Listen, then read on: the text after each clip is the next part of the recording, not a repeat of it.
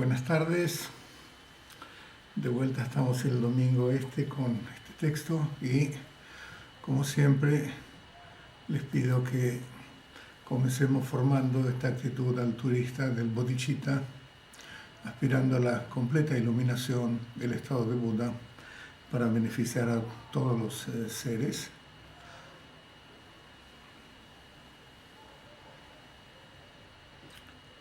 Hoy las listas que hay son un poco difíciles, no sé qué tal va a salir porque son tan obvias que no hay mucho como para comentar. Pero bueno, vamos a verlas, por ahí las vemos más rápido. Y después voy a dar el long de esa aspiración, se llama la aspiración de la conducta excelente. La conducta excelente es lo que hacemos en el camino hacia la iluminación. Y que había dicho que, bueno, era una importantísima aspiración que si uno la recita todos los días, eso crea las condiciones para después renacer en Dewa-Chen, que no viene mal para nada. O sea que bueno, ya estuve revisando la traducción y ya la pusimos en la página web, o sea que la pueden bajar de ahí y yo les voy a dar el link, o sea que la pueden leer cuando quieran. Es un poco larga, pero bueno, no pasa nada. Ok, vamos a ver las 11 signos de un ser sublime. Kievu tampe ta chuchini rato da ngajel chungweni kievu tampe ta. Acá ser sublime, sí, Kievu tampe en realidad quiere decir un ser sublime, un ser muy especial, pero también se aplica a nosotros porque estamos aspirando también a ser ese nivel de una persona espiritual.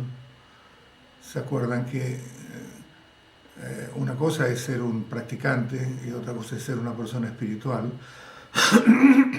Y la persona espiritual en realidad es alguien que, además de ser un practicante, también tiene cualidades del Dharma, cualidades como las cualidades humanas realmente positivas, ¿no? Como autodisciplina, qué sé yo, tolerancia, paciencia,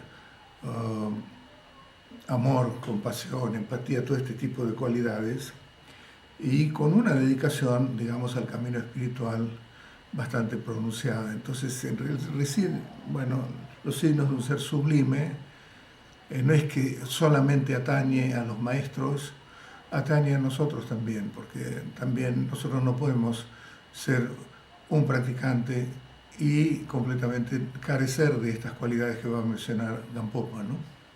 Y la primera es que un signo de un ser sublime es tener pocos celos y vanidad, eso es bastante obvio. Tener celos o envidia, la palabra es la misma, trato es celos o también es envidia, es estar consciente de otros. Es posible que si una persona ya tiene, digamos que una persona es un practicante, y después también, por supuesto, está relacionado con otros amigos del Dharma que están practicando. Y los que están practicando, por supuesto que, bueno, hablamos entre nosotros, pero uno nota que una persona por ahí, algún amigo o alguien que está practicando, tiene alguna cualidad que uno carece, entonces uno lo envidia, ¿no? Empieza este tipo de competencia a ver, bueno, quién es mejor o qué tipo de práctica uno está haciendo mejor. A veces una persona dice que puede visualizar muy claramente, mientras que uno en realidad hace esfuerzos y siempre ve una especie de nebulosa, y eso en realidad puede inducir a la envidia, ¿no? A los celos. Vanidad es más bien para el tipo que el otro lado, el que puede visualizar claramente y entonces empieza a, digamos, ¿cómo se llama?, autoproclamarse como el gran visualizador, lo que fuera. Entonces, en ese sentido, este tipo de características atañe a cualquier tipo de actividad que nosotros hacemos, pero dentro del Dharma, lo de la envidia y también el orgullo son obstáculos importantes, ¿no? El orgullo, en realidad, lo que hace es que nos volvemos impenetrables a cualquier tipo de influencia positiva, porque estamos con una visión de nosotros mismos, una imagen de nosotros mismos, justificada o no, pero como muy alta, y creemos que somos mejores que los demás. Entonces, eso desde ya que para una persona que tiene este tipo de características y que ya tiene un rol en el cual puede influenciar a los demás de una manera positiva, más bien una manera positiva quiere decir inculcar en los demás, no inculcar, pero digamos, entusiasmar a los demás de una manera muy sutil o indirecta a que generen este tipo de cualidades de amor, de empatía, de compasión y de todas las demás cualidades que están explicadas tan claramente en el Dharma, y quizá también que entren en el Dharma o no. Eso depende un poquito de cada situación. Pero cuando uno ya es un maestro, digamos, o alguien que tiene ese tipo de influencia, bueno, en realidad la gente percibe rápidamente si uno es envidioso, si uno también es orgulloso, y eso lo único que va a lograr es hacer que la gente no se acerque y de esa manera uno pierde la conexión como para poder influenciarlos. Ahora, hay dos maneras en las cuales uno puede reducir, si es que tiene este tipo de aflicciones o emociones aflictivas que son bastante predominantes. Bueno, hay una que es manual y que por supuesto hay ¿cómo se llama? Antídotos que se explican en las enseñanzas como para reducir el orgullo, para reducir también los celos, la envidia, o así con todas las aflicciones. En realidad, las 84.000 enseñanzas del Dharma se las considera como que son 84.000 antídotos para justamente eliminar las emociones aflictivas. Estas son dos emociones aflictivas. La envidia y los celos en realidad es pariente del apego y el orgullo es pariente de la aversión. O sea que son dos de los tres venenos fundamentales que nos mantienen amarrados al samsara, ¿no? Y si no, también está, bueno, ya hablando en términos de una persona que ya tiene un nivel de vivencia del estado natural considerable, si uno puede mantener la continuidad de Rigpa. Rigpa en realidad es como una panacea, porque completamente ya la misma presencia de la mente en su estado natural barre con enormes cantidades de patrones habituales y también de patrones habituales que son los que inducen las emociones aflictivas. Y también si uno permanece en Rigpa y surgen pensamientos de envidia y todo lo demás, porque van a seguir surgiendo siempre que no hayamos completamente agotado el reservorio, digamos, de impresiones kármicas, que es lo que se llama, que es el alaya. Y bueno, eso va a seguir surgiendo, pero no pasa nada si uno sabe, si está en la continuidad de Rigpa, naturalmente todo lo que surge se va a ir autoliberando, no deja impresiones kármicas, no se recarga nuevamente ese reservorio con nuevas impresiones kármicas y paulatinamente uno evidentemente se va alejando de la influencia de las emociones aflictivas. O sea que, como todo practicante, si uno nota que tiene este tipo de aflicciones, ¿no? De emociones como de envidia o también de orgullo, no dejarse llevar por ellas, sino algo tenemos que hacer. Eso realmente es algo que siempre se dice en las enseñanzas. Si estamos practicando el Dharma, una cosa que tenemos que tener bien claro es que no podemos entonces ser una persona común. Que vayamos y caigamos en un estado común y que nos dejemos llevar eventualmente por alguna de las emociones, bueno, eso va a pasar, pero la cuestión es que nuestra consigna es que cuando surja alguna emoción negativa, entonces algo tenemos que hacer porque son destructivas y justamente van en contra de nuestro camino espiritual. O las liberamos evitándolas, o las liberamos transformándolas por la aplicación de un antídoto, o simplemente si conocemos el estado natural, descansamos automáticamente en ese estado natural, Rigpa, mente natural, y automáticamente se autolibera esa aflicción. Pero algo tenemos que hacer con las emociones aflictivas, ¿no? El segundo es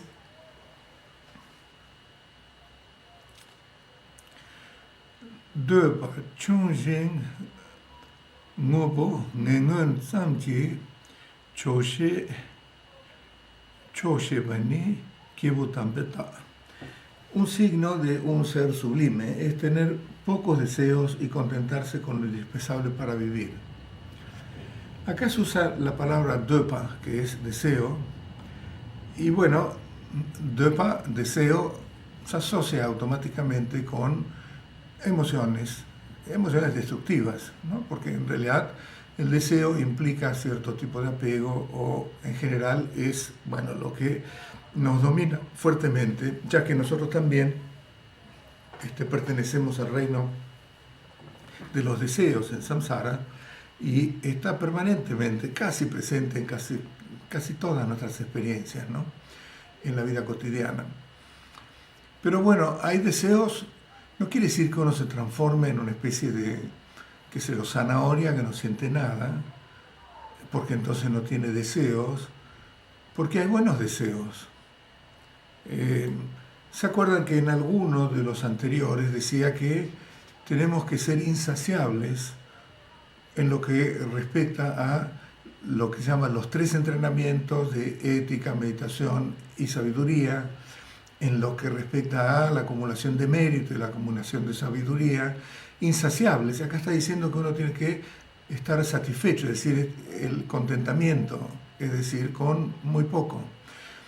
Por supuesto que cuando se trata de eso, ¿qué es lo que hace que nosotros realmente ansiemos o anhelemos ser insaciables con respecto a las enseñanzas, a tomar las enseñanzas, a practicar, a los 3 entrenamientos, a mérito y sabiduría? También es deseo. Mientras tengamos un yo, un ego, bueno, eso pertenece al reino de los deseos.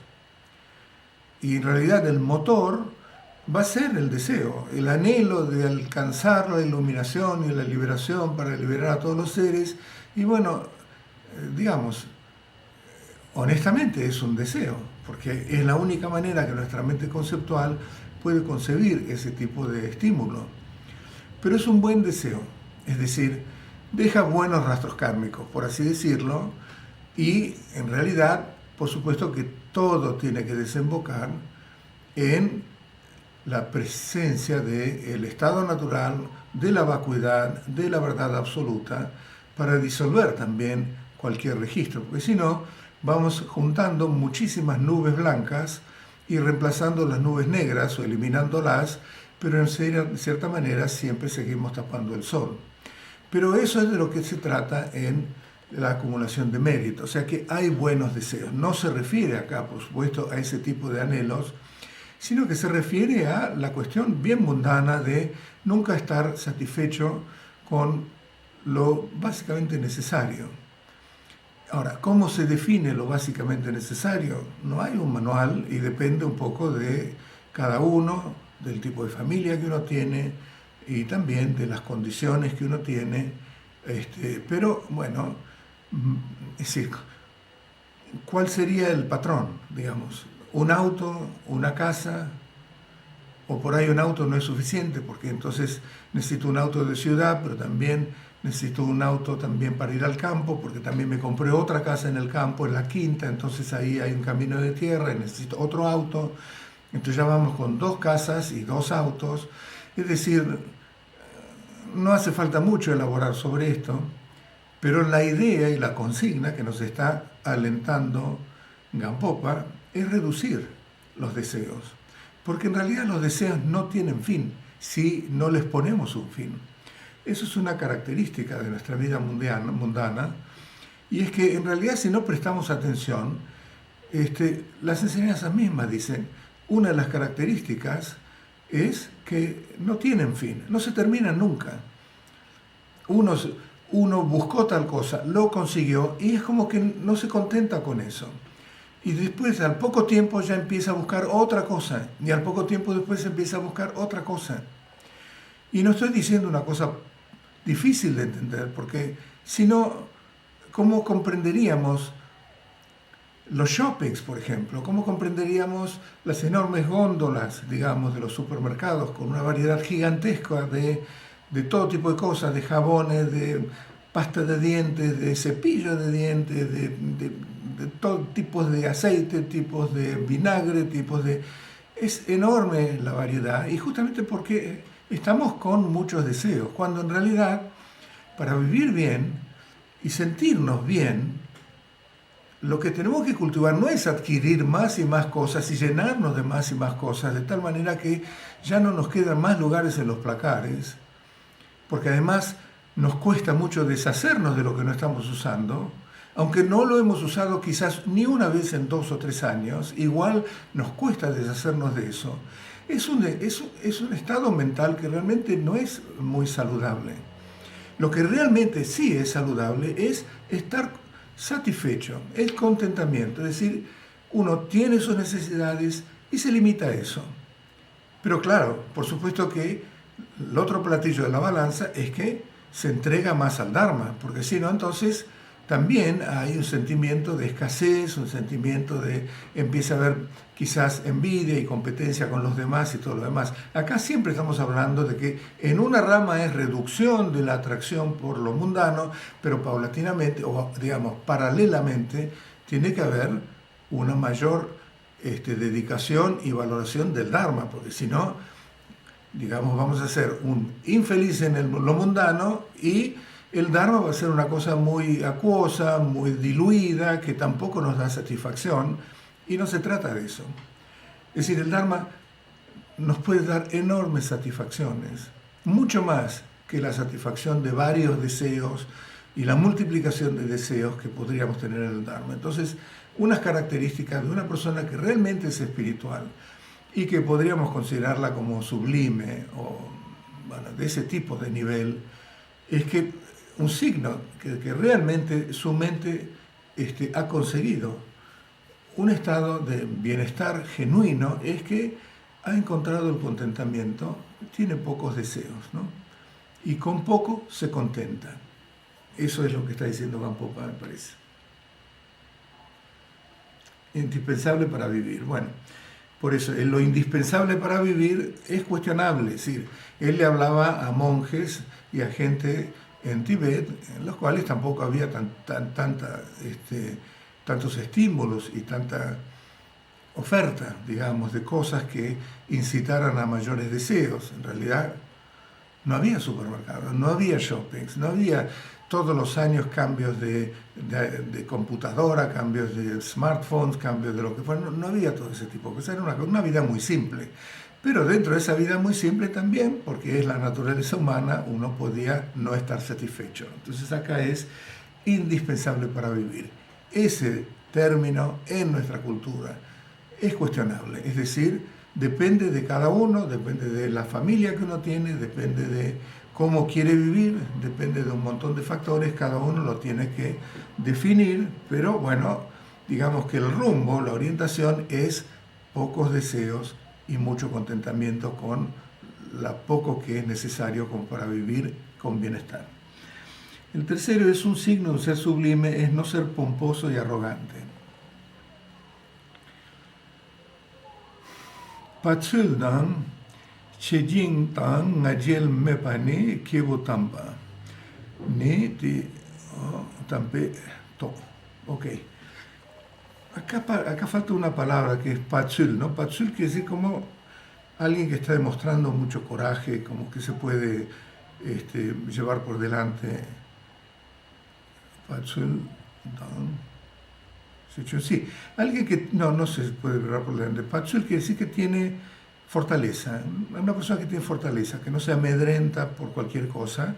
Por supuesto, fortaleza que está sustentado por la virtud, ¿no?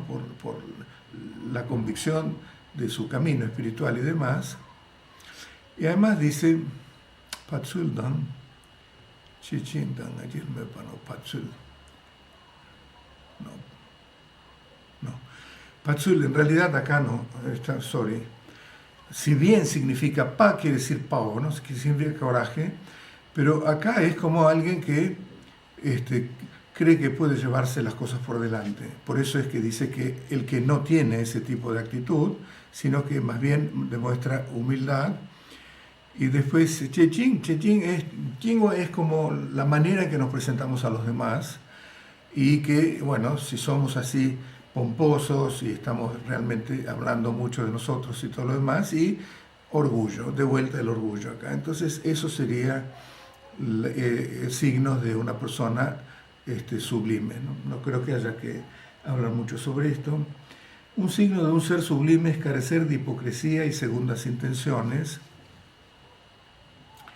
Sulchedan moko mepani kiebotampeta.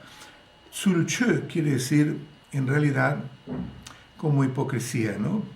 Quiere decir que una persona no es franca. Y aparte, moko es una palabra interesante, porque mo quiere decir cara, ko quiere decir oculta. Quiere decir que uno tiene dos vidas. Tiene una vida para presentarse a todos los demás, pero después cuando cierra las puertas y está solo, tiene otra vida. Una vida en la cual, por supuesto, se entrega a cualquier tipo de cosa sin cuidar, digamos, ante todos los demás se presenta como muy virtuoso, como alguien muy positivo, como alguien muy, etcétera, etcétera. Pero después cuando está solo, por eso tiene dos vidas, moko, ¿no? Como una cara oculta. La cara oculta es que realmente es, lleva otro tipo de vida, que no la muestra a los demás, porque entonces hay un desprestigio que justamente quiere evitar. Y tsulche quiere decir que realmente uno, digamos, es hipocresía en realidad. Habla de, no es veraz, no es una persona honesta, no es una persona que realmente habla así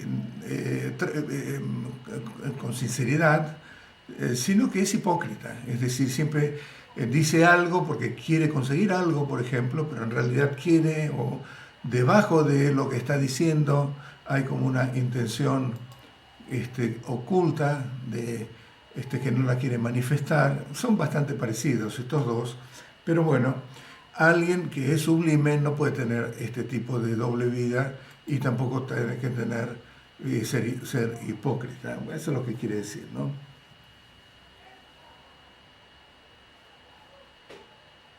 Un signo de un ser sublime es analizar cualquier acción con atenta precisión y llevarla adelante cuidadosamente.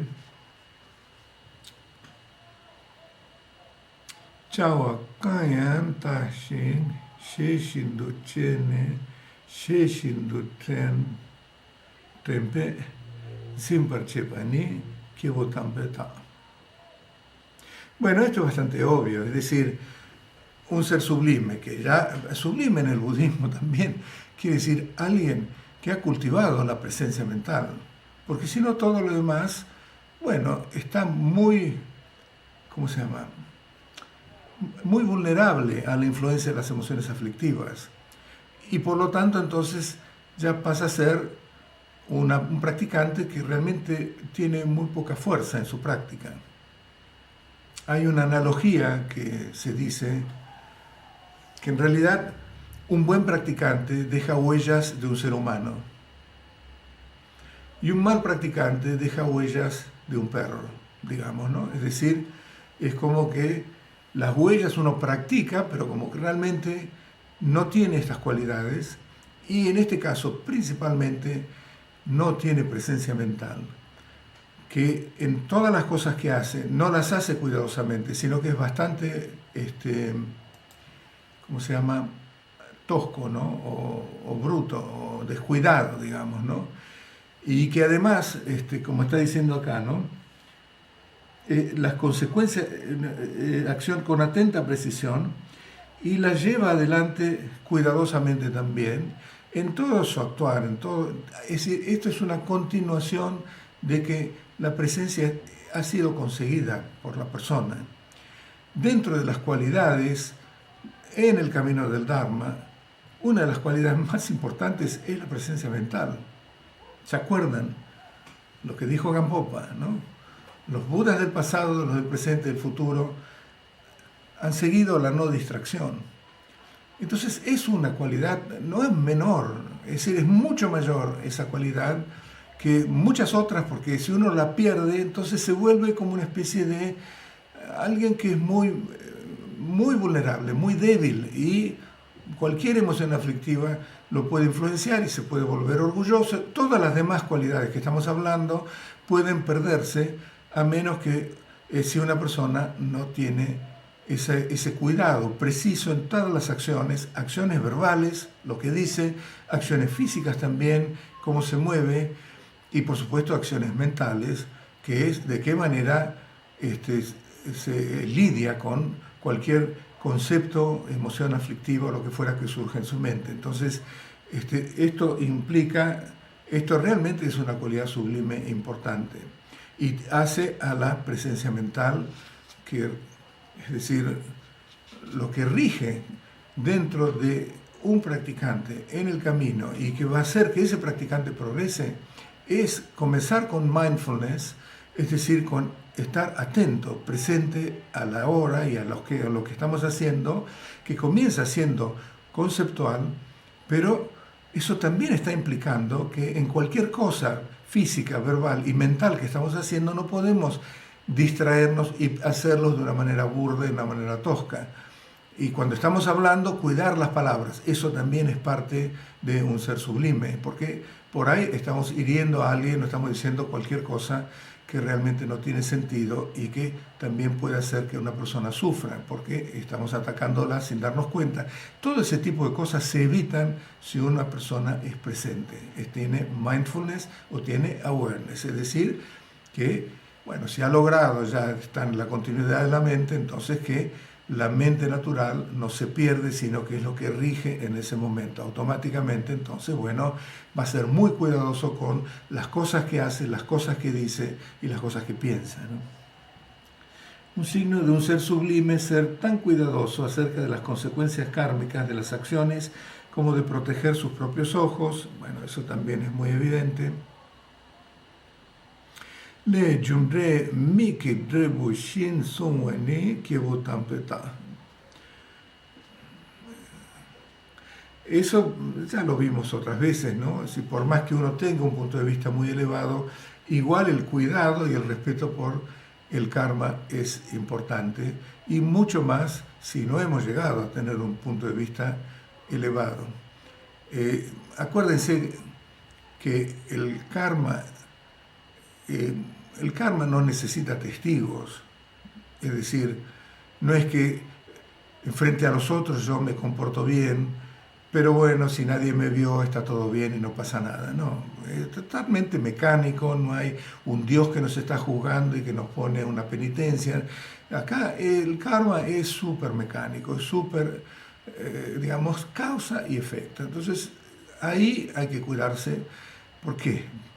No porque estamos violentando una norma que nos hizo el Creador, como las religiones teístas, y al cual entonces le debemos nuestra vida y por lo tanto el respeto y también obligados a obedecerlo, sino porque sabemos que cualquier acción negativa genera un resultado negativo, que es incrementar incrementar también nuestra situación de condicionamiento, de sufrimiento y también de estar más encadenados en samsara.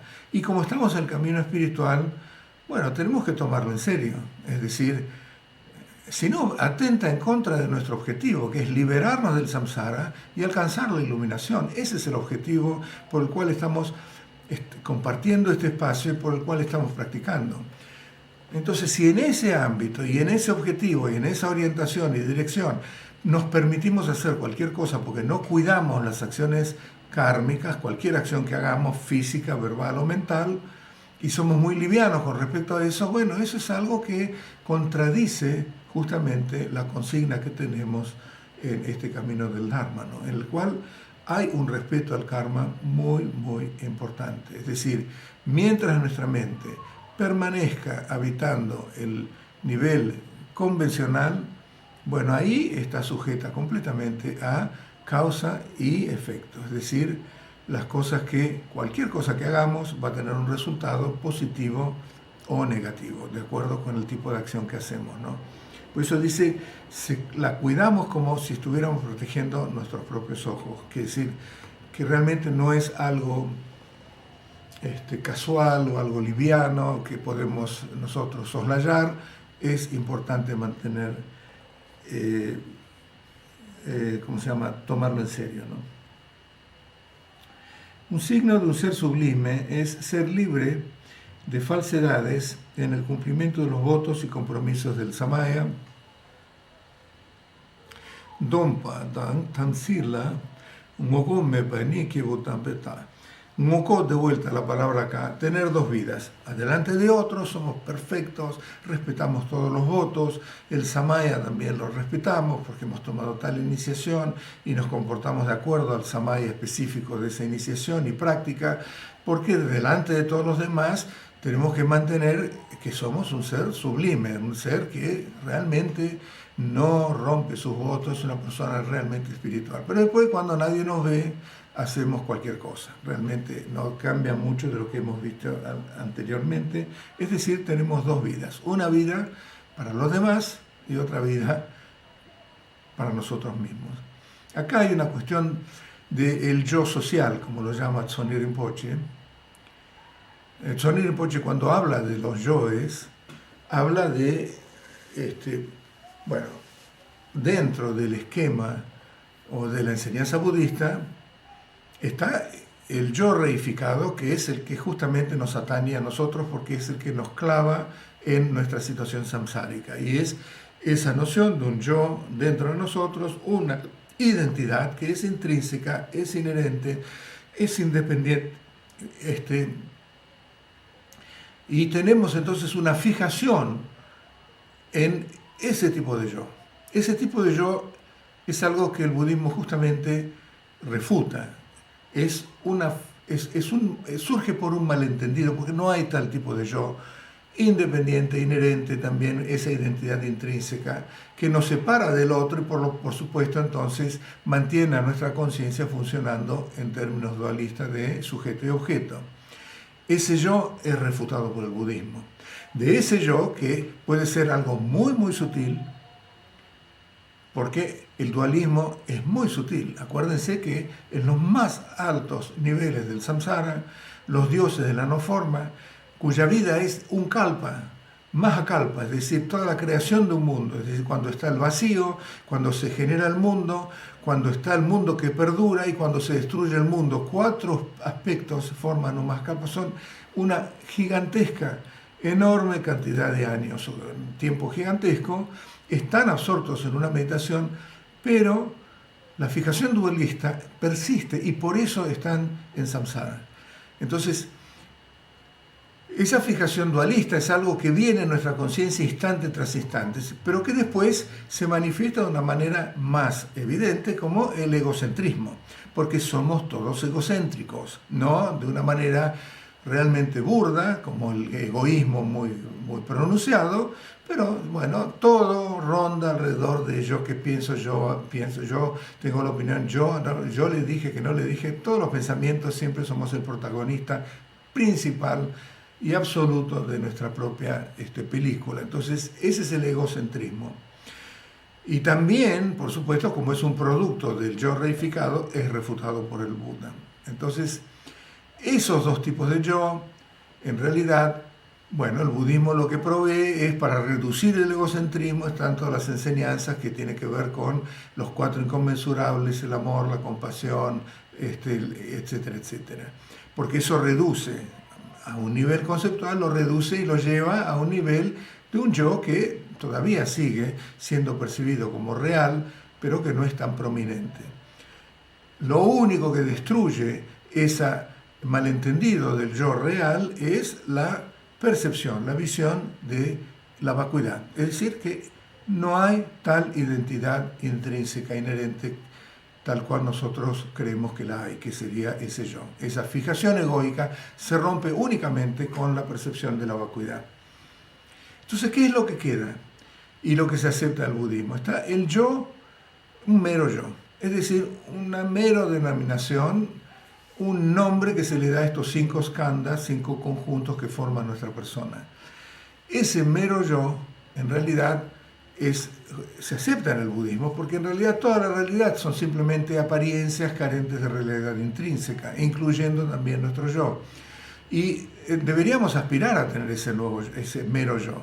Y en realidad cuando nuestra mente descubre la vacuidad y descubre que el yo que teníamos hasta ese momento era falso y no tenía ninguna manera de sustentarse porque era realmente una falacia, bueno, lo que queda es esa noción de individualidad, la mera noción de individualidad. Hay otro tipo de yo que realmente es algo que Sonia Rinpoche siempre habla y que no está claramente indicado en los textos, sino que es más bien una percepción de él desde muchos años de estar en Occidente y ver la sociedad occidental, y que él lo llama como el yo social. Y ahí no solamente están las ideas que tenemos de nosotros mismos, lo que vimos hasta ahora, los tipos de yo, el yo reificado, el egocentrismo, sino también la imagen que nosotros creemos que tienen los demás sobre nosotros mismos, que se da mucho en artistas, las artistas de películas y todo lo demás, que viven muy pendientes de lo que los demás piensan de uno mismo, porque uno piensa que tiene un tipo de yo en el cual entran dentro de esa imagen, autoimagen que uno tiene, lo que uno cree que los demás piensan de uno mismo y que por supuesto cree que tiene que mantener para congraciarse con los demás y todo lo demás. Entonces, ese yo, ¿cómo se llama? Social, como lo llama Sonia Rinpoche, bueno, es algo que también existe en nosotros. El yo social puede ser un vehículo muy importante para influenciar a los demás, siempre y cuando sepamos que simplemente es un yo social que nosotros manifestamos por términos también altruistas, pero que básicamente nosotros mismos mantenemos la noción de que somos un mero yo. Entonces no hay ningún problema, como el Dalai Lama, por ejemplo, que habla con 100.000, 120.000 personas, pero nunca deja de ser, como él dice, un simple monje budista. Él nunca se sale de eso. Quiere decir que es una noción de sí mismo, un mero yo, una noción muy light de sí misma. No hay yo reificado, pero sí hay un yo social con el cual puede beneficiar e influenciar a mucha gente. Pero acá lo que está diciendo en esto es que, y en otros con la hipocresía y todo lo demás, es que el yo social se vuelve muy predominante. Tenemos que mantener y sostener ese yo social siendo hipócritas, teniendo una doble vida, rompiendo los votos cuando no estamos frente a los demás, pero cuando estamos frente a los demás presentarnos. Eso todo atañe a mantener un yo social, que es totalmente espurio y no tiene que ser parte de nuestra personalidad a un nivel profundo, a un nivel, digamos, de honestamente y sinceramente como deberíamos ser. No nos estamos proyectando como somos, sino que estamos proyectándonos con mucha influencia de lo que creemos que ese yo social espera de los demás. Entonces, eso no es parte de un ser sublime. El Dalai Lama es un ser sublime. Él es una persona honesta con todos los demás. Se muestra como es y nunca deja de percibirse a sí mismo como un simple monje budista y, por supuesto, en su, digamos, apreciación más profunda como un mero yo, ¿no es cierto? O sea que, bueno, eso también está bastante claro.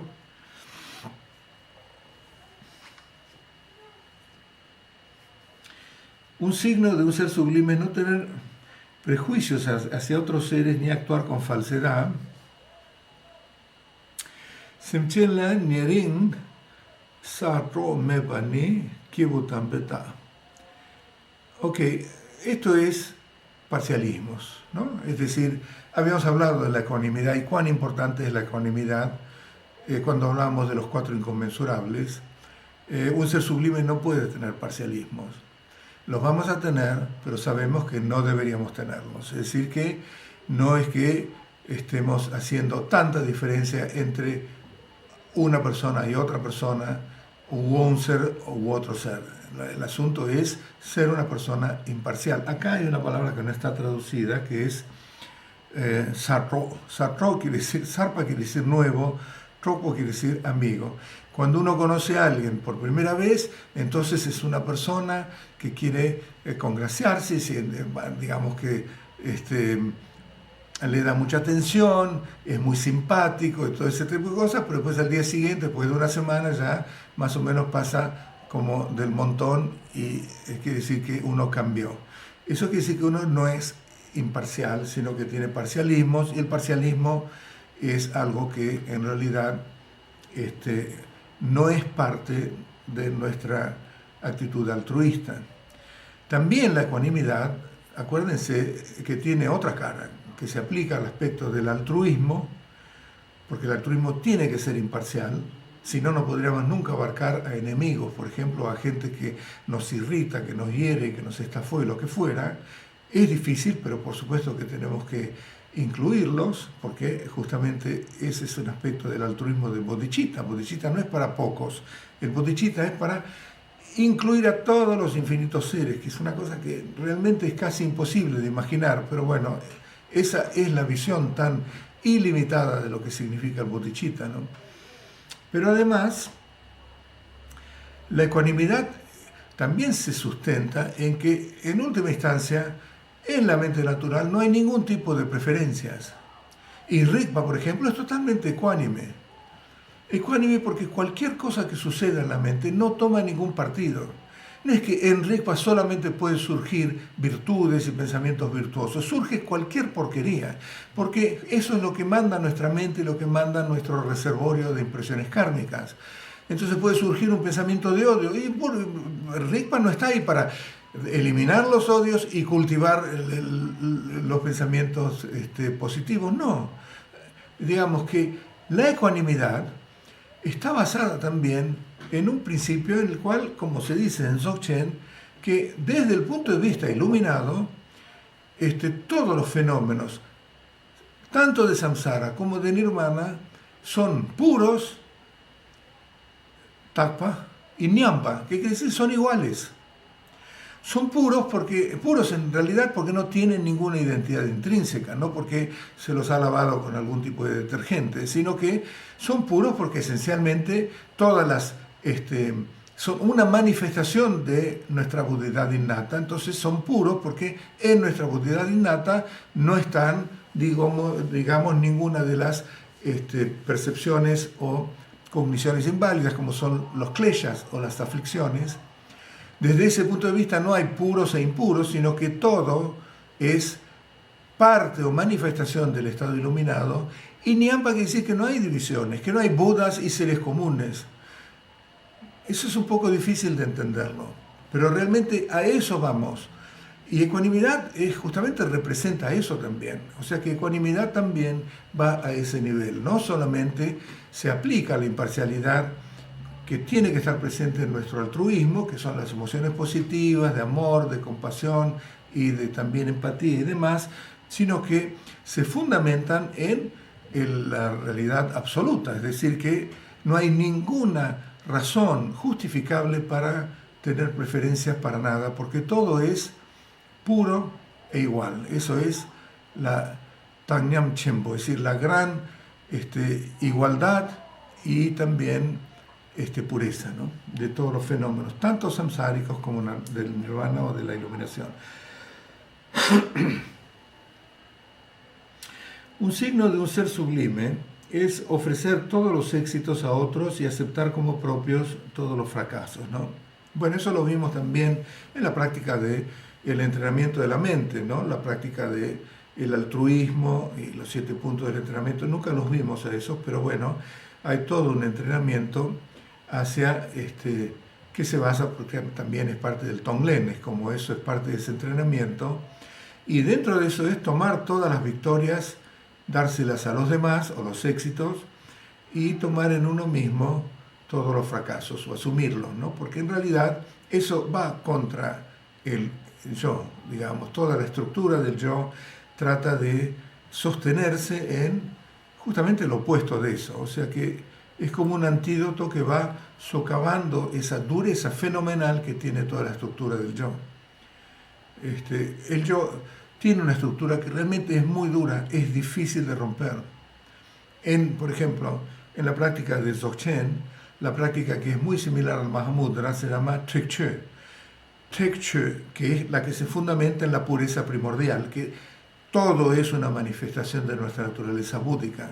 Hasta lo pésimo que vemos, lo horrible que vemos, lo bueno que vemos, lo iluminado, lo samsárico y todo lo demás, no es más que una manifestación de nuestra naturaleza búdica, y que es la pureza primordial. Justamente no hay otros fenómenos aparte de esa pureza primordial, que sería la naturaleza búdica.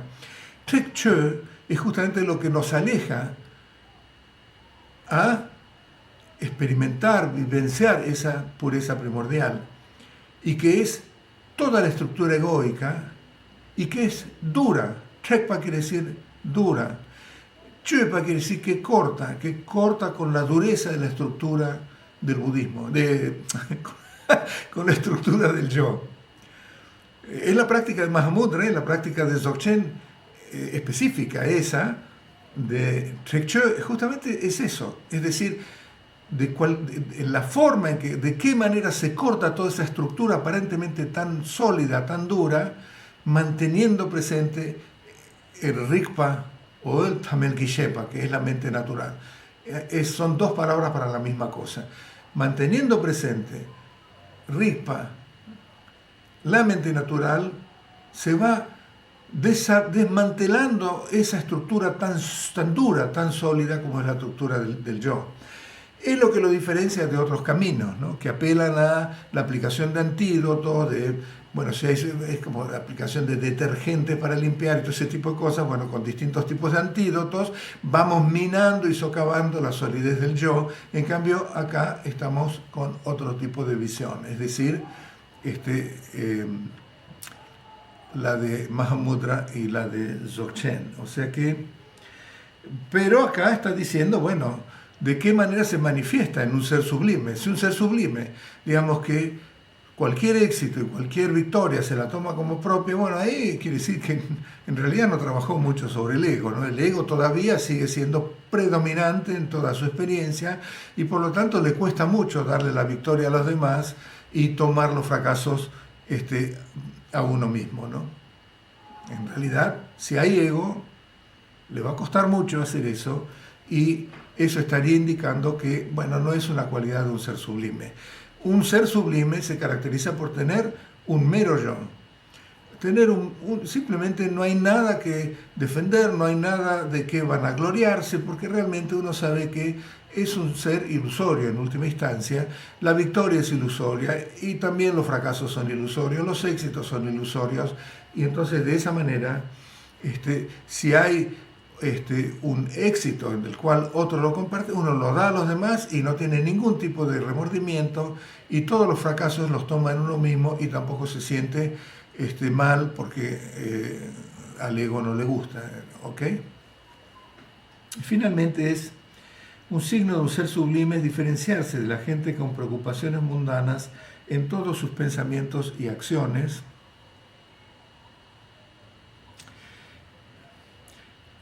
Shenki Dig Sola Kor. No, perdón. Parece que hay uno más, a ver.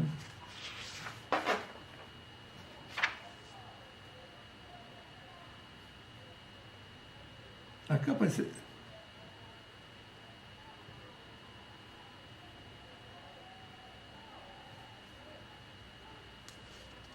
No, acá me salté uno. Disculpen, acá me salté uno. Un signo de un ser sublime es perdonar y no ser agresivo hacia quienes hacen el mal.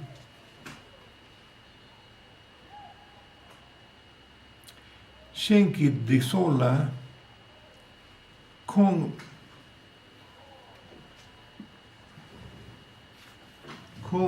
Mitroshin Soparchevani que votampeta.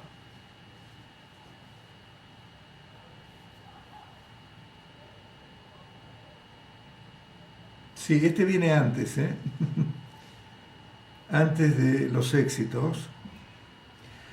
Esto quiere decir que es un punto importante, es decir, hasta qué punto tenemos que intervenir cuando vemos una injusticia o vemos a otra persona actuando de una manera muy negativa que puede también hacer sufrir a otra persona. ¿Cuál es la conducta correcta? Es decir, no intervenir porque uno es muy paciente y muy compasivo y ve los dos aspectos y entonces, bueno, no se mete, o si ve una injusticia, realmente intervenir. Por supuesto, Dalai Lama es muy claro sobre esto y dice, si uno ve una injusticia, si uno ve que alguien está haciendo algo negativo, no es de un budista no intervenir. Es intervenir, pero no con odio, no con bronca, no porque está en ese momento realmente enojado con la persona que está actuando de esa manera negativa, porque seguramente si actúa de esa forma va a ser un desastre, no va a ser positivo, sino que intervenir, pero también desde ese amor, compasión, esa visión de calidez que también incluye al otro, pero no quedarse congelado con eso y no intervenir por miedo a meterse demasiado. Mejor no me meto. No, esa no es la de un budista. Si uno ve algo y ve que puede influenciar, también ahí tiene que ser inteligencia. Siempre Sherab ahí tiene que estar presente, es decir, el discernimiento de la inteligencia y ver si realmente uno puede meterse y si al meterse puede realmente beneficiar esa situación, diluirla y hacer justicia. O sea que eso es una cosa. Ahora, de meterse es muy importante lo que está diciendo acá. Es muy importante no meterse con bronca por estar enojado con la persona que está actuando tan malamente. No, una persona realmente, un signo, un ser sublime es que va a intervenir, va a tratar de traer justicia a esa situación, pero lo hace con inteligencia y también motivado por empatía, considerando muchos más factores que el simple hecho que uno está mirando. El Dalai Lama es muy claro con respecto a eso cuando habla de lo que significa la paciencia, ¿no? Entonces, en esto, no sé si perdonar es la palabra, y acá en tibetano, en tibetano, creo que no está la palabra, Shenki de sopa, ¿verdad? Con mitroa, acá dice, uno no se enoja, sino que es tolerante. Sopa, en realidad, paciencia no es muy buena, acá es tolerante, uno tolera esa situación en el sentido de que no se enoja, la tolera porque, bueno, esa es la situación que se está dando, pero interviene. Tolerar no significa que no se mete. Tolerar significa que no incurre en todo tipo de lealtades o también enojos o broncas o partidos o parcialismos o lo que fuera, sino que con inteligencia discernidora lo ve claramente, ve hasta cuánto puede meterse. Pues si se mete así y arremete simplemente porque es muy compasivo y demás, por ahí también es una cosa. Los dos le dicen, bueno, pero no te metas, vos que tenés que ver, ¿entendés? Hay que decir, por eso es que Sherab, la inteligencia discernidora, tiene que estar ahí siempre actuando, como parte del camino de un bodhisattva, ¿no? Entonces, bueno, creo que con eso más o menos se explica esa forma, qué tipo de paciencia, qué tipo de tolerancia, hasta dónde nos tenemos que meter. Entonces ahí hay dos aspectos. Uno, nos vamos a meter si es que podemos mejorar la situación, pero la forma de meternos es nunca a partir de un enojo o de una bronca o de lealtad o parcialismo o lo que fuera. Eso no es un signo de un ser sublime, ¿no? Bueno, ya el otro es Gekatamche Mila Tershin Pankha Ranglan Lempani Kiebutampeta. Eso ya lo expliqué, es la de los éxitos y los fracasos. Y finalmente, Sam Che Kanglayan Chiktempa Shendang Mitumpani Kiebutampeta. Teni Kiebutampeta Chuchi Yeno, Te Dale Dopani Kiebutampe Mimpeta Yeno. Ok. Entonces, el último es un signo de un ser sublime, es ofrecer. Un signo de ser sublime es diferenciarse de la gente con preocupaciones mundanas en todos sus pensamientos y acciones. Estos fueron los 11 signos de un ser sublime.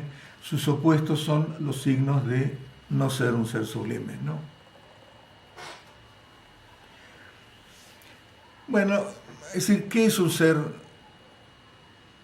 mundano? Es decir, está el ser espiritual y el ser mundano. Un ser mundano es cuyas únicas preocupaciones es las preocupaciones mundanas. Como las conocemos, se resumen en 8, pero deben ser muchas más, ¿no? Es decir, ganancia, pérdida, sufrimiento, felicidad,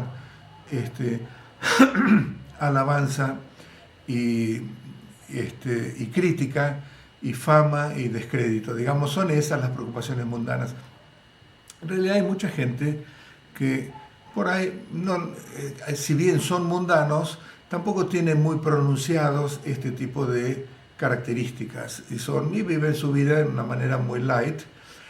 Y lo que está diciendo es que uno se diferencia, no quiere decir que se aparta, no quiere decir que los critican, por supuesto que no es parte de un ser sublime, sino que en realidad, bueno, tiene sus diferencias porque justamente en el camino espiritual lo que tratamos de perder interés en estas cuestiones mundanas, ¿no?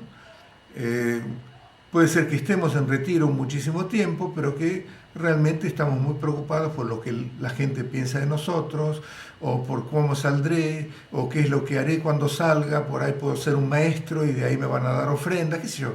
El ego es muy ladino, se mete por cualquier lado y la manera que se va a meter es a partir de las preocupaciones mundanas. Entonces, en realidad un ser sublime se diferencia de una persona mundana porque justamente se aleja de este tipo de preocupaciones. Es decir, tiene otro tipo de preocupaciones que son cómo hacer la práctica, si le está bien, si cómo puede mejorarla, todo ese tipo de cosas. Bueno, eso hace que uno, digamos que ese tipo de preocupaciones, por así decirlo, o cuestiones que toma en serio, lo van a ayudar a progresar en el sendero. Si no está totalmente relajado y no le importa mucho, entonces, bueno, se va a quedar estancado bastante en el punto al cual llegó, ¿no? Bueno, antes de las preguntas, quisiera dar el lung si quieren. El que no, bueno, pueden taparse los oídos, pero no lo hagan, porque realmente es un... No sé, algunos dicen que uno de mis maestros principales dijo que lo había escrito Buda, pero después he leído en algunas traducciones que lo escribió el Bodhisattva Samantabhadra, que era un Bodhisattva excepcional. No sé bien, pero lo que sí es bastante conocido es que si uno lo recita todos los días, entonces está creando las condiciones como para renacer en Dewachen, ¿no? El reino búdico de Amitabha. Recuerdan que uno puede renacer en Dewachen, un reino búdico del Sambhogakaya, que es uno de los únicos prácticamente en los cuales uno puede renacer sin tener una vivencia de la verdad absoluta, de la realidad o el estado natural de nuestro ser, es decir, sin ser efectivamente libre del samsara.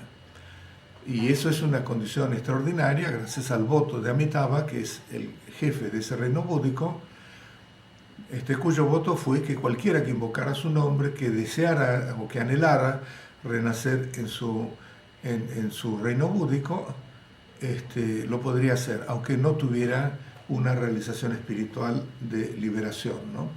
A los otros, al de Akshobhya y al de Ratnasambhava y todos los demás reinos búdicos, se dice que bueno, uno necesita ya ser un bodhisattva de un cierto nivel bastante elevado como para poder acceder a ese reino búdico, ¿no?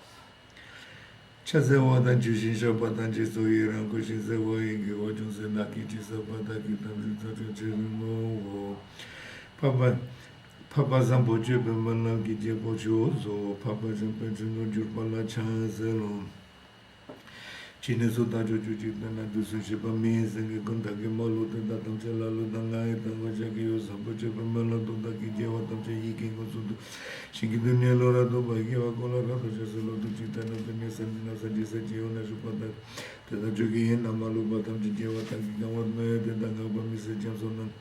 Y aquí ya la chance de que lleva con guía de la gente de hoy se va a tener que de todo para levantar para hacer nada de su padre todo más beso dando cuenta para que va a dar la su porque la se está para la chica que se me ponga rida ne para que por pecho con guía va a dar la su porque yo para no la me que lleva ya lleva también la ya mesa porque la de peto da que lleva con la chance yo porque de chance da tiempo un que lo dan la de sí y gente para que para tiempo te da también da que eso ya yo lleva con la sangre se la dormir no porque eso no tangue Gesù la ira la yo no para yo le pasa que más de ningún da con la nueva para con la de sangre se la toda con la visita de que pasa que tiene su vaya que no no eso porque se va a dar ya para Gesù ira con Gesù da que se da que se va Tham Zinda Kitchen Juno, the Pesanjan of the Joju, Jikanaka, Juju, Kayama, Juju, was a person to Kaleshin and Jina to the Gazi of the Janu, Janju, to Jedia, the Sanchez, Chuchu Sanjagana Jini Patata Neme Juji Doa Gugi Cheki Tanami Tupa Juji Rewang Tupa Juji Juji Patani Tajing Doa Kundu Kiawa Tampashu Sera Kundu Chipo Jewa Natatun Tani Ramto Chumashu Kiawa Gugi Cheso Lonju Teni Sampo Chepe Jesu Tajing Suchi Trepa Time Onda Pata Tumbani Kime Chupashu Lai Kenda Ludana Chike Rundana Mi Kenanda Doa Gugi Dana Chisapatam Chike Tundaki Chutanto Teshi Barochi Rasa Shin Sasu Sini Namya Chekone Dipakana Dipatu Padamano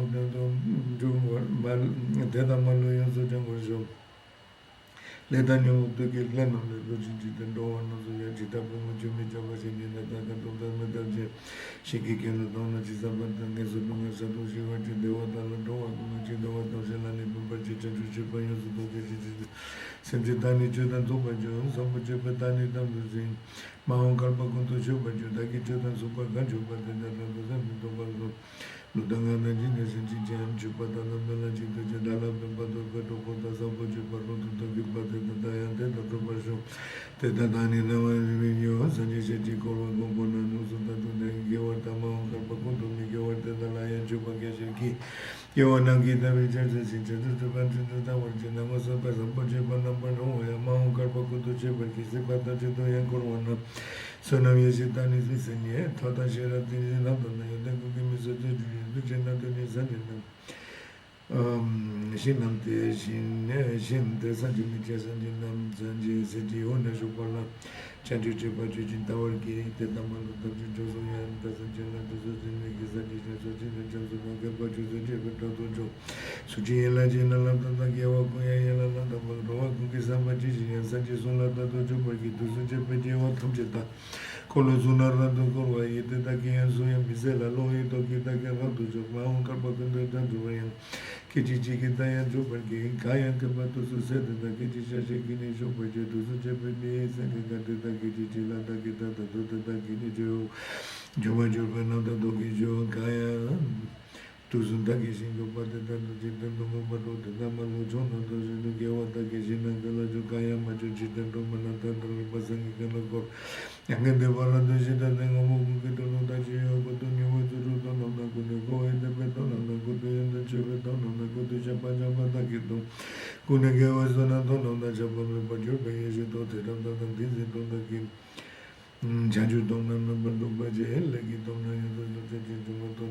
the budget, Leggy Dona Dona Rojin, Sabuju Beton is over, Shin Jason of Doji, is it just on the budget? Chunam Jason of the Doji, Yeshin Jason of the budget, Chupa Jamson, number Daji, Jim, Monam Jason of the budget, Jason of the Jinji, Kipa of Major Chipaki, to the Chipaki. Chanchuba Melody, Zambujuba Melody, Sanjane, the Gumalo Dagis over Jiwa Gizeti to Pakagi Nico to Sanjak, Hebadan and Super Jepichi, what did that Tanjarabuno, Ludanga, the Ijan of the Jinjuba, Natanina, no the Ban, as a Mungo, as a Mugabajin, Tetan Tendra Dagan, Tetan Super Show. Kuneke was some Jibiti, Jabaki, Molo, Jabaki, Mao, Gabakundo, Mijo, the Jawa Malus of Japan, is a Yamajuji. Yeduzam, but Yenden Nam Gangs is on the Barsho, Chupasame then Jateta Trupata Chisawa, Kikan, get up those regis of Barsote Maluta and the Chisan, and your mother, Jupaga, Kimolata, and some.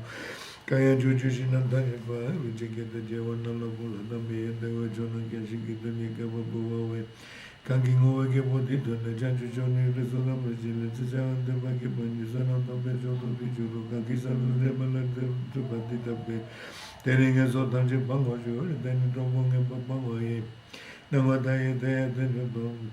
Tedani Marani, there was a meeting there, the Dalamo, Kutosapa, the Angela, what the Dalimito, the Shijamanga, Mondaki, Wanaka, Mishawa, Kishabat, the Hezambo Jabadijan, and Yodomalo, Yoso Jamoshu, Yeshan, Sudan, and Linda Gaduna, the Bojo, the Mamma, the Mito, Chitesumbo, Conaja, Vajan, what the Rozon is a Jibajin, Chanchusani, Colorado, Goldenam, the Jabatam, the Kaya, Zambo Japan, of the Jama, and the Lona, and then. They number me Basani, Chanchusola, Sonia, Maji, Power, Taji, Panagoto, and this is the Kitches of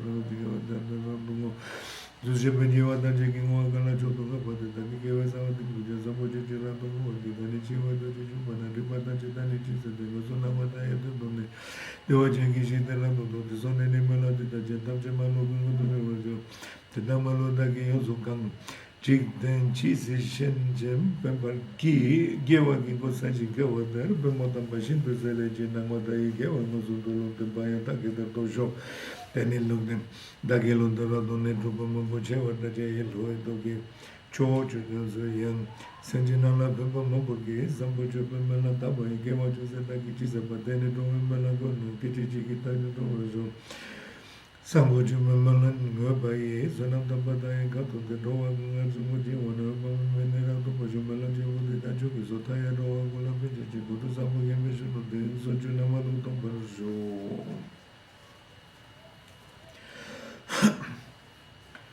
Bueno, está en nuestra página web, tonjulin.com.ar, y bajo el título Contenidos, ahí la pueden leer, o mejor es bajarla, como quieran, si no tienen que estar conectados todo el tiempo que la quieran leer. Y bueno, es un poquito larga. Es muy importante esta aspiración. No sé si oyeron que en Bodh Gaya, el lugar donde Buda se iluminó, todos los años van las 4 líneas de budismo del Tíbet y se juntan como 5.000 monjes cada vez y recitan un montón de oraciones para la paz mundial y para un montón de cosas, y todas las 4 líneas del budismo toman esta juración de aspiración como algo sumamente importante, sin ningún tipo de sectarismo ni nada. Es común a todas estas líneas de budismo, es del Mahayana también, o sea que también las líneas de Mahayana la recitan. Bueno, el que quiera recitarla, ahí está. Vamos a ver las preguntas.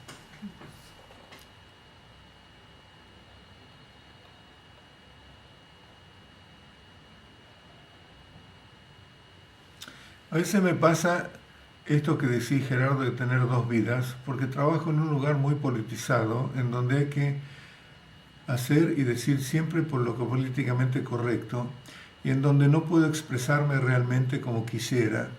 Y el budismo y cualquier religión están mal vistas. ¿Qué debería hacer? Quizás buscar otro trabajo que me permita no sentir tantas contradicciones. Wow. Es difícil, ¿no? Esa situación, en realidad.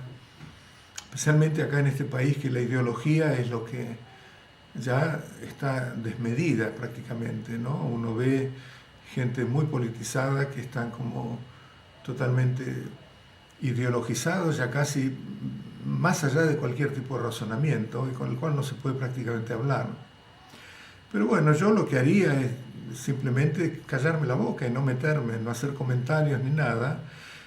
No es una doble vida ni es hipocresía, porque en realidad no estás tratando tampoco de engañar. Sería hipocresía si te pusieras a coincidir con los puntos de vista políticos que tiene esta otra gente, aunque vos no estés de acuerdo, simplemente porque querés quedar bien con ellos o lo que fuera, pero simplemente, viste, sin intervenir, manteniéndote callado, o si te preguntan, diciendo lo que vos pensás, no es tener una doble vida ni tampoco ser hipócrita, aunque eso te genere algún tipo de fricción con los demás, pero bueno, eso es como uno es, y uno es de esa manera, y no vas a ceder, y para congraciarte con los demás, entonces sí ser hipócrita y justamente, ¿cómo se llama?, mostrarte como que estás coincidiendo con los demás. Yo creo que no choca con esto, con lo que uno está diciendo, o con lo que Gampopa está diciendo. Simplemente mostrarse como uno es y no doblegarse. Hay una imagen que está en uno de los textos que es muy linda, que dice: uno no tiene que ser como el pasto, que cuando sopla el viento para la derecha se dobla y cuando sopla para la izquierda se dobla. Es decir, que entonces uno está en una especie de, ¿cómo se llama?, sin ningún tipo de de honestidad en realidad, porque está siempre tratando de estar bien con todo el mundo y ahí sí, entonces es un apel a la hipocresía, ¿no? Me parece que no, tampoco eso te tendría que hacer sufrir mucho, es incómodo, por supuesto, pero si uno se mantiene o no meterse, yo no me metería directamente en discusiones de ese tipo. Claro que los comentarios que hacen a veces son muy fuertes y es un poco difícil de no meterse o de no afectarse, pero bueno, ahí está la práctica también, ¿no? No sé muy bien realmente cómo contestarte, pero me parece que acá la consigna es no ser hipócrita. Y no ser hipócrita no quiere decir que uno cede y para congraciarse entonces se hace como que coincide con todos los demás. Vos tenés tus ideas, las puedes compartir o no, dependiendo de cómo está la situación. Y sí, pero no es tener doble vida tampoco, porque no es como que estás tratando de congraciarte y después en tu casa vos sos de otra persona o con tu familia. Simplemente vos no compartís lo otro, nada más, pero no creo que haya o que justifique ser hipócrita o tener esa actitud de doble vida. No es eso lo que significa, me parece, ¿no?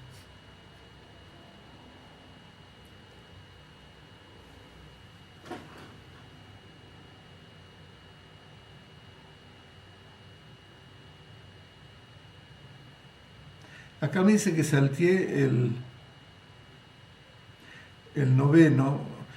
¿Cuál sería? Un signo de ser sublime es no tener prejuicio. Noveno, décimo, 11, 10, 9. No, el noveno es perdonar y no ser agresivo hacia quienes hacen el mal. Ese es el noveno, y creo que lo dije. No tener prejuicio hacia otros seres ni actuar con falsedad, pero creo que lo hemos visto no me acuerdo muy bien.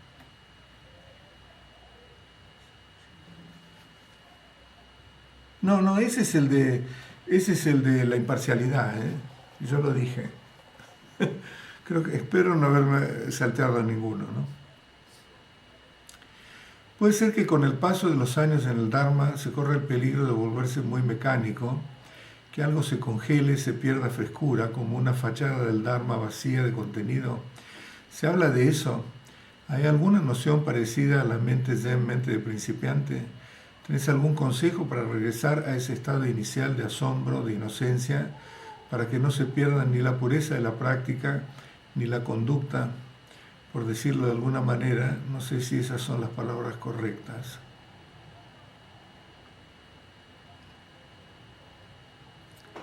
Bueno, vos lo decís, mente zen, mente de principiante. Lee el libro. Es fantástico ese libro y todo está dirigido a de qué manera mantener ese tipo de asombro, ese tipo de, con lo que vos estás diciendo, una mente fresca. No sé qué consejos dar ahí. En realidad, es verdad que uno puede volverse bastante insensible y mecánico y repetir todo. Ahí me parece que el aspecto de la presencia también tiene bastante vigencia. Porque la presencia es la presencia del ahora, en el ahora pasa de todo, ¿no? Y también la práctica que uno está haciendo en el ahora mismo está pasando de todo en la mente, ¿no? La verdad es que no sabría bien qué consejo dar en este caso.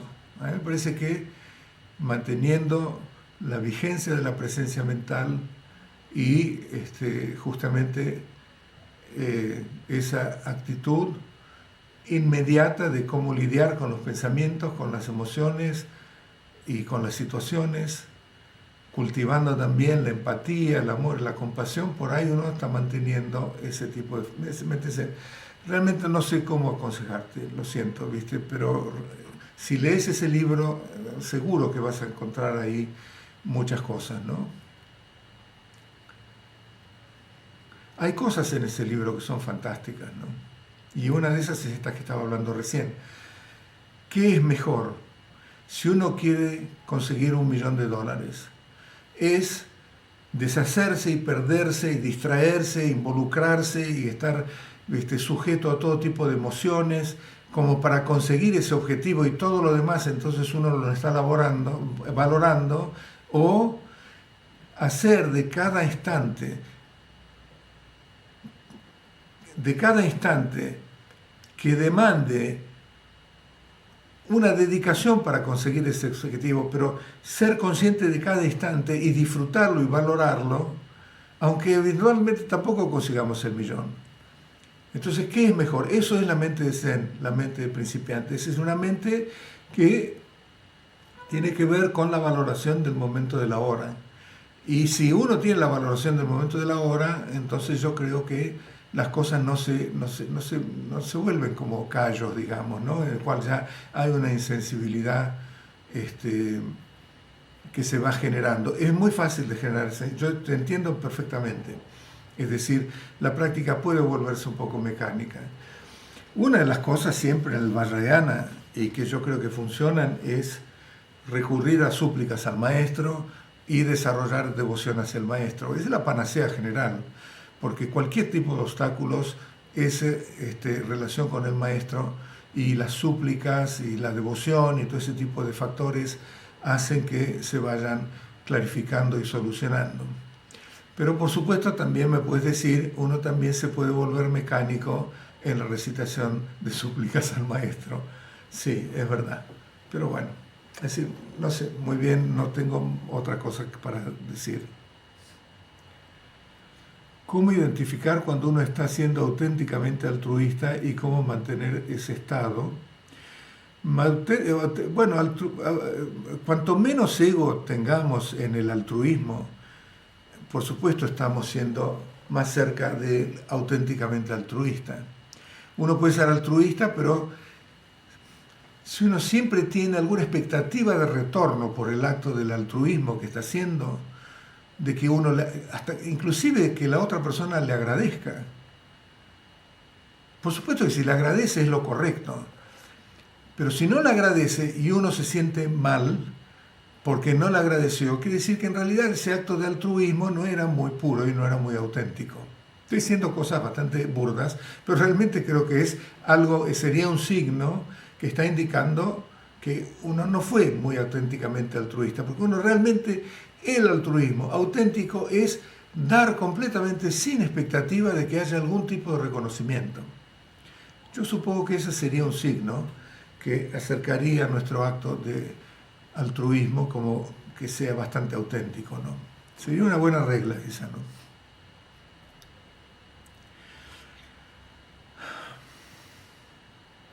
A veces ayudar a otros frente a una injusticia implica recibir uno mismo represalias. El miedo en esas instancias paraliza. ¿Qué nos recomendarías que hagamos para vencer el miedo?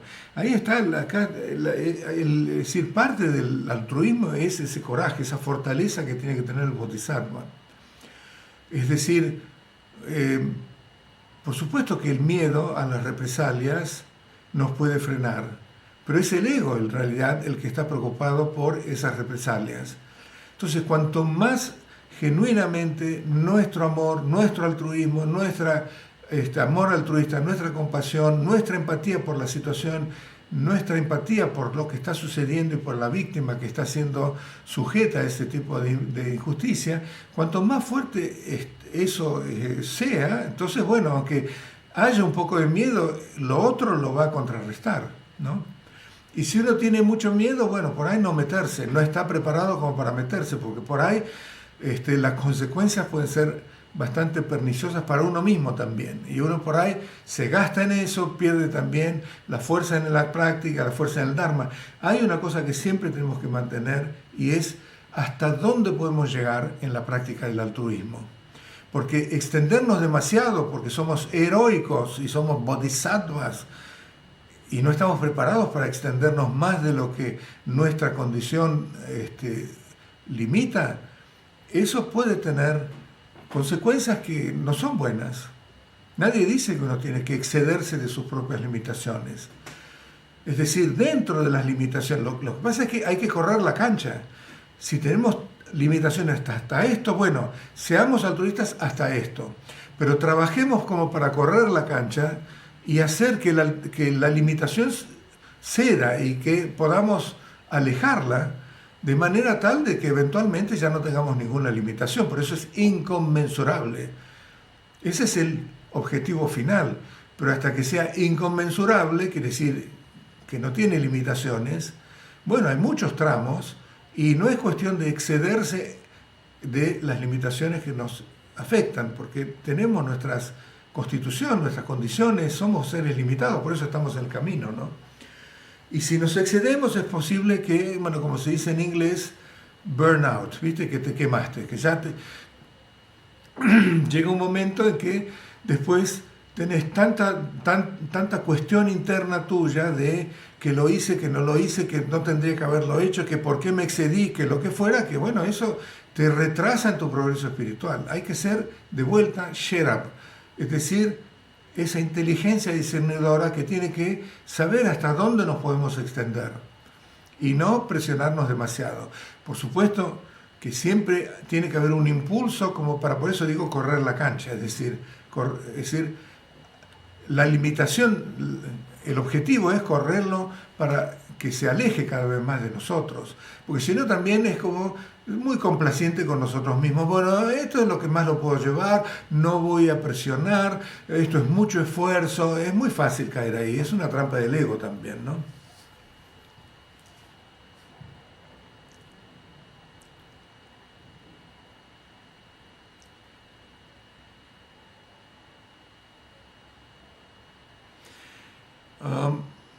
Es el rey de las oraciones de aspiración por una conducta excelente, es la única que encuentro. Es esa, sí.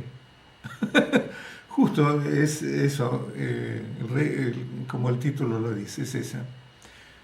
Ok.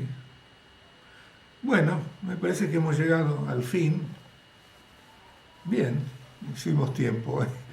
Bueno, dediquemos el mérito, como siempre, para cerrar y hacer esta acción de haber participado en algo que básicamente es positivo,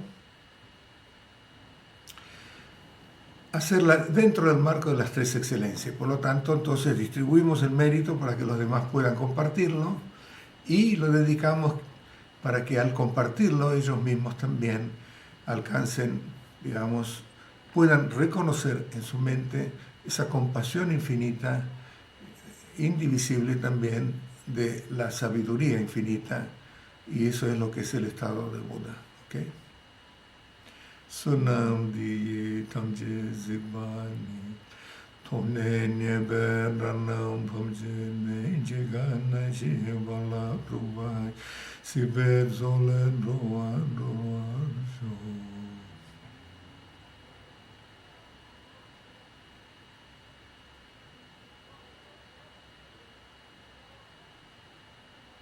Okay. Hasta el domingo.